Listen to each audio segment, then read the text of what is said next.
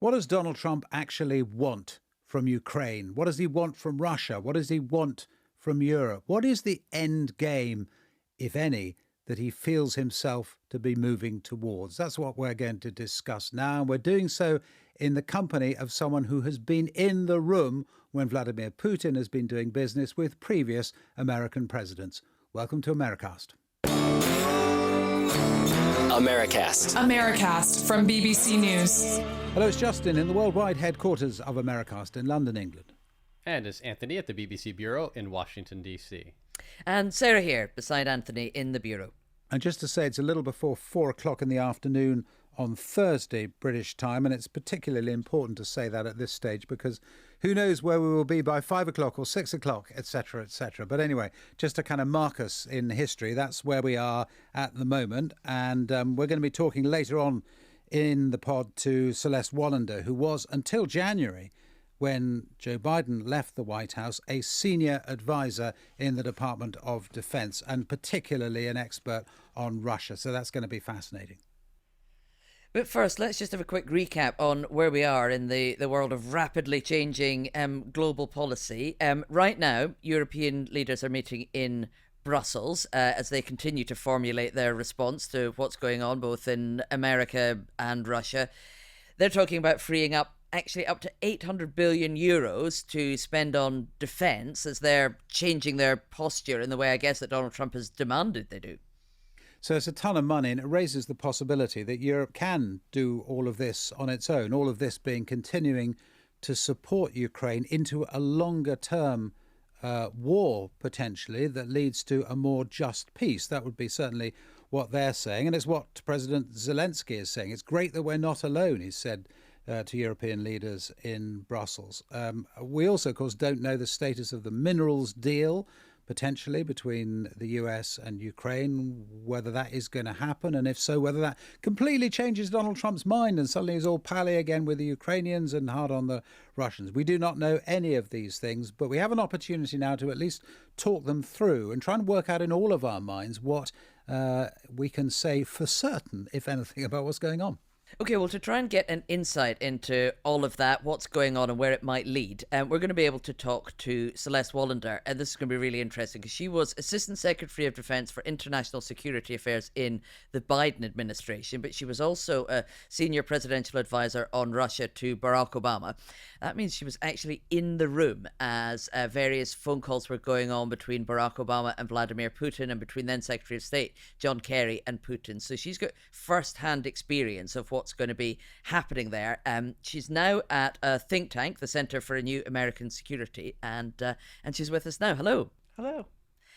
And what we've heard from Donald Trump is the ways in which Ukraine has to make sacrifices and what he wants them to give up and what he's giving to Russia, essentially, talking about reducing sanctions and agreeing to the things they wanted, like Ukraine never being able to join NATO, for instance.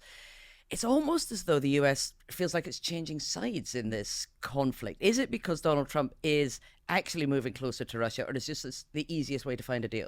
Well, again, we can look at and listen to what President Trump himself has said. He wants to have a close bilateral relationship with Putin's Russia. He's not been shy about that. I think it's time we start taking Donald Trump at his word. He's made it clear that is his priority in this issue of resolving the war.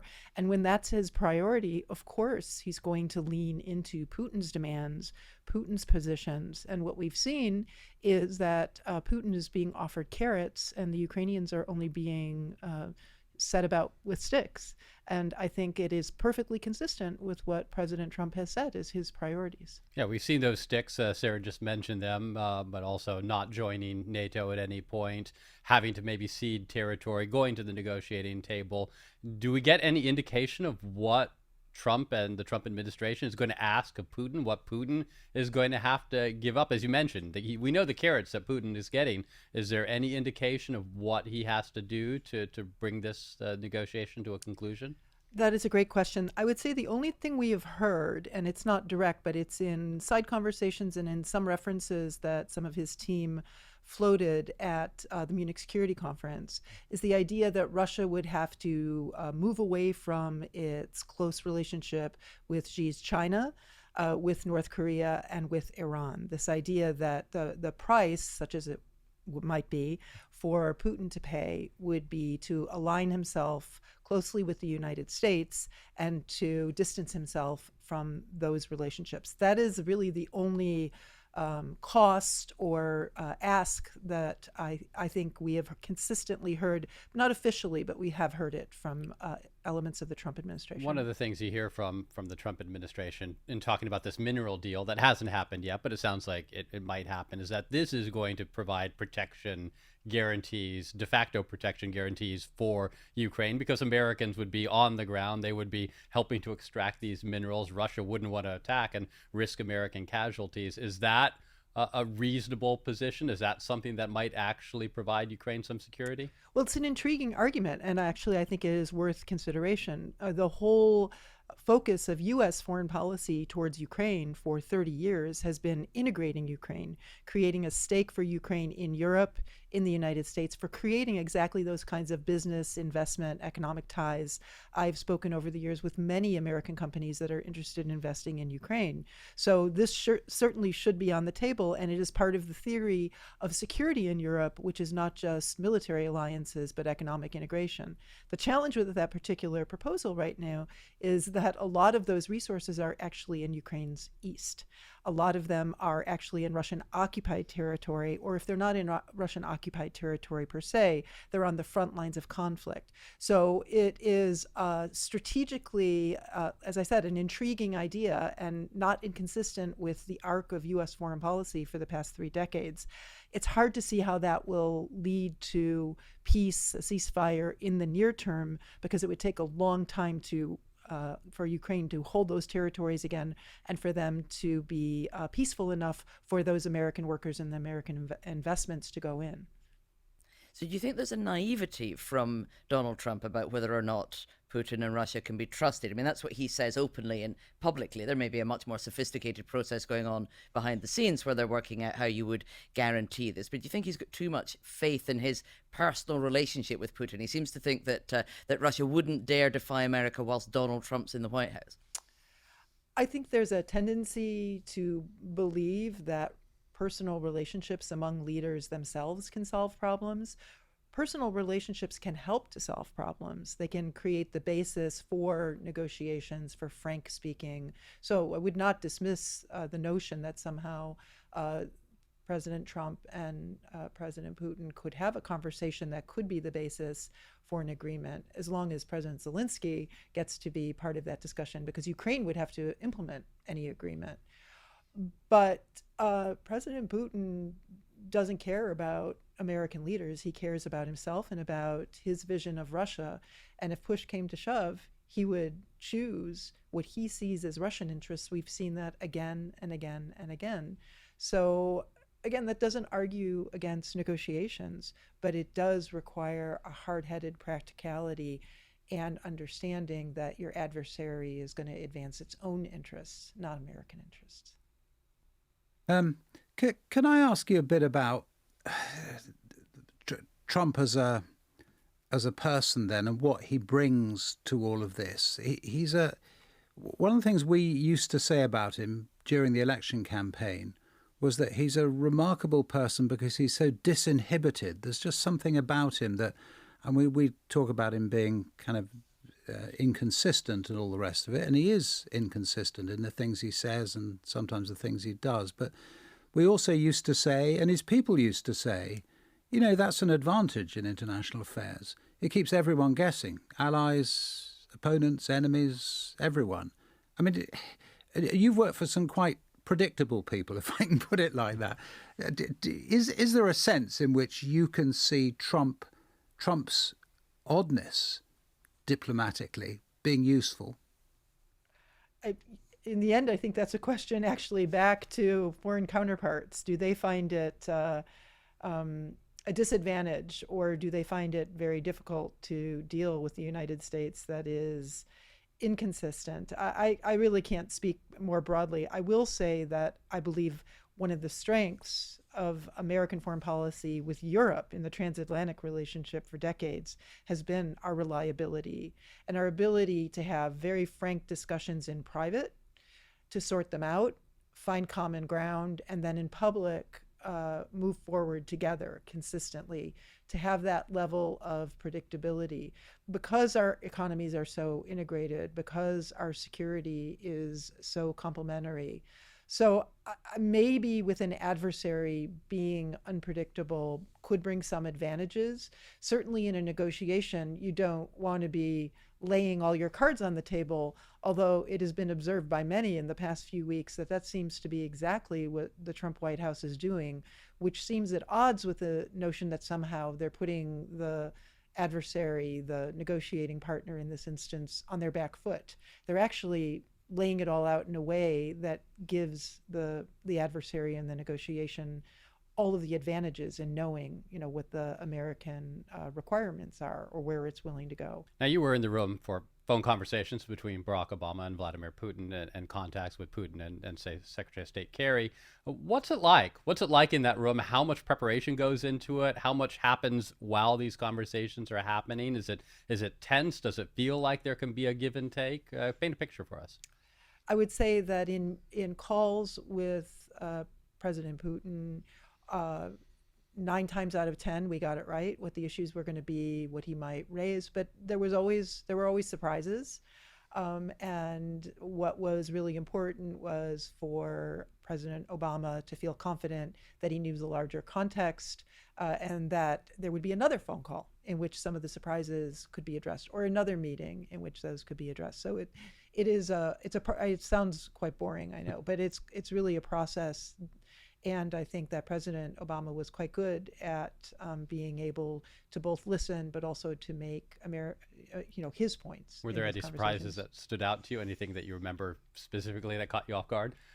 The most interesting story is when we were with Secretary Kerry in Moscow in a meeting with President Putin to discuss implementation of the Minsk agreement, and also concerns about Russia's intervention in Syria and the way Russia's intervention in Syria was putting at risk American forces seeking the destruction of ISIS.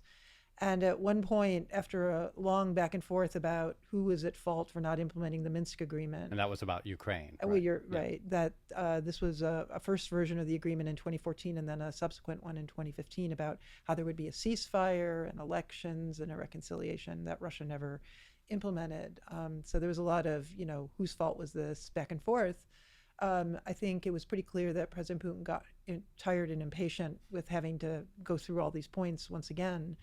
And he decided to call in one of his staffers and sent Victoria Nuland, who's Assistant Secretary of State, and myself off to do a side negotiation because he really wanted to focus more on the bigger strategic issues. So we were also ready for that. We were prepared for that, but to be suddenly, to have that kind of in the middle of a set piece bilateral meeting was quite interesting. It created an opportunity to have further meetings about implementing the Minsk agreements, which of course did not result in success. So what advice would you offer anyone in the Trump administration, if and when it comes to it, that they're talking directly head of state to head of state about Ukraine? How is it best to deal with Vladimir Putin? To understand that he will be as prepared, if not more prepared, than your team. He prepares clearly, extremely well. He is a master of the details. He comes into a meeting with a plan, and he executes that plan. One doesn't necessarily know ahead of time what that plan is, but he has main objectives. He is courteous and professional, but also very tough. He also does something that, in my experience from those meetings, that not all world leaders implement, which is, in addition to making his points, he is very clearly watching everyone on the other side of the table to pick up on their reactions, on their surprise, on perhaps their skepticism, and to follow up. So he is an extremely well-prepared leader and negotiator, and those meetings are very important to get right and to be ready and to go in with your own poker face because he's very good at reading the room. Donald Trump, of course, thinks he's an absolute master of doing a deal, that this is his great strength. And he also seems convinced, from what we hear him say publicly, that President Putin has respect for him as this strong man in charge of America. Now, I know you can't know directly, but from what you know of Vladimir Putin, do you think there's any credence to that he somehow has more respect for Donald Trump than he did for Joe Biden or Barack Obama? I think Vladimir Putin does respect strength and toughness. He respects a well-prepared interlocutor, and he very much is aware of American power. And that is an asset in a negotiation with Russia. But again, what you don't want to signal to Vladimir Putin is that you want the agreement more than he does, because then he'll take you to lunch. We saw Zelensky in Europe today, standing with European allies and thanking them for standing with him. Can Europe fill that gap? Do you think Europe has the will and the cohesion to be able to step in if the United States steps back? The signs are positive right now.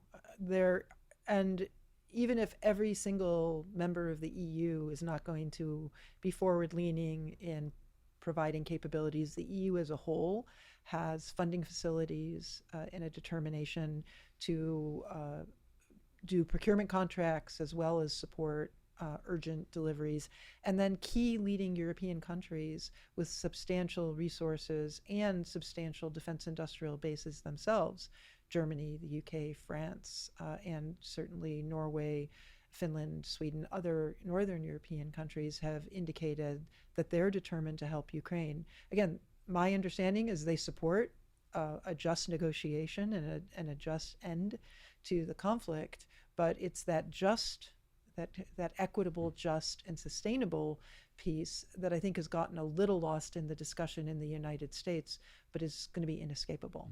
I do wonder, though, whether it's realistic for Europe to fight on, Ukraine to fight on, funded by Europe, and the United States essentially to be, during that period where Russians and Ukrainians are killing each other, increasingly an ally of Russia. It just seems to me to be unfeasible, actually, as a kind of strategic reality. Well, ally is a strong word. While I share your concern about the alignment that may be underway, or at least the White House believes is underway, with a Russia that actually sees the United States as its core security threat.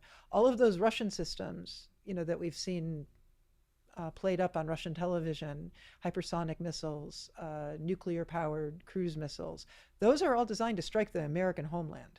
So let's be careful how we use the word ally. Russia is our adversary, and I started my career working on Soviet military doctrine, Soviet military intervention some 40 years ago, and I was part of the arc of the optimists who thought after the end of the Cold War that we could have a more pragmatic, closer relationship with Russia. But Russia chose a different path. And I would say that over those 40 years, we've seen Russia disappoint optimistic assessments again and again and again. And I don't wish that for the Trump administration. I very much wish that there is a practical, just way out of this war. But I think they've just set down the path of seeing how disappointing Russia can be if you put too much credence into the hopes.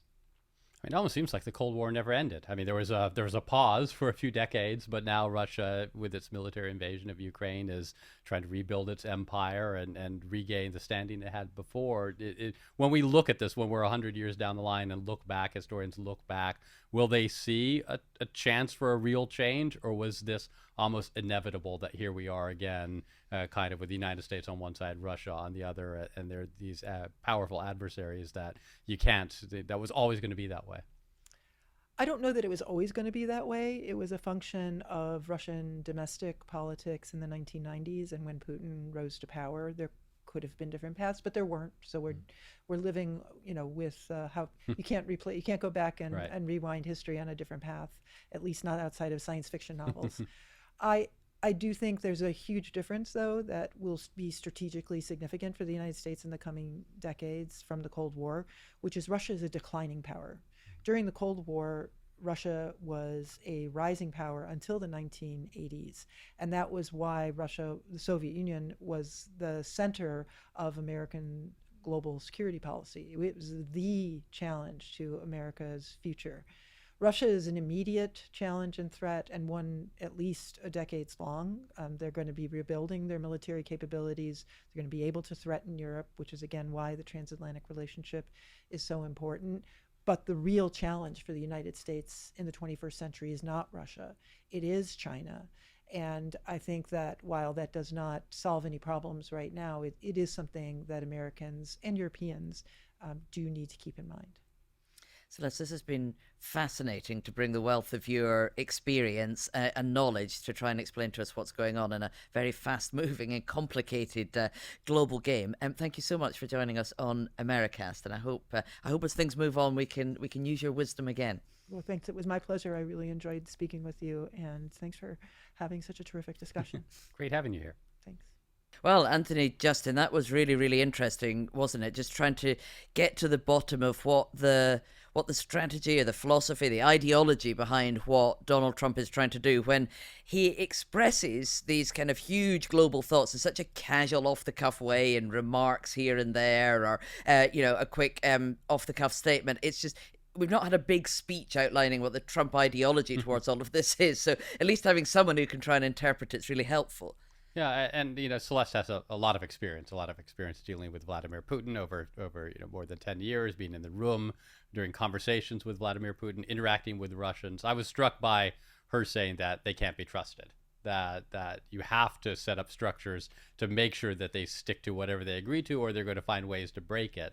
And I'm curious whether there are those conversations going on behind the scenes in the Trump White House, because when you listen to Donald Trump talk, he seems to say, I know people, I know that Vladimir Putin and Russians are ready for peace, and that's it. So we'll have to keep an eye on and see what they do and what the actual agreement looks like.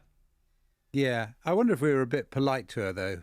I mean, it wasn't her fault, but all the people who are saying now, oh, the Russians can't be trusted, you got to do this, you got to do that. I mean, what were they doing while the Russians were accreting all the power that they have been and causing the mayhem that they have been, and Vladimir Putin part of that? I remember Anthony once calling Russia a regional power. I think it might even have been when they first invaded Crimea, a regional power, acting from a position of weakness. I think something like that was the phrase. And they were all very insouciant about Russia and Russian power, and I suppose the argument from the Trump people is, look, whether or not they're right, and of course they may well be wrong, but we've got an alternative way of dealing with Russia, and ours is going to be successful.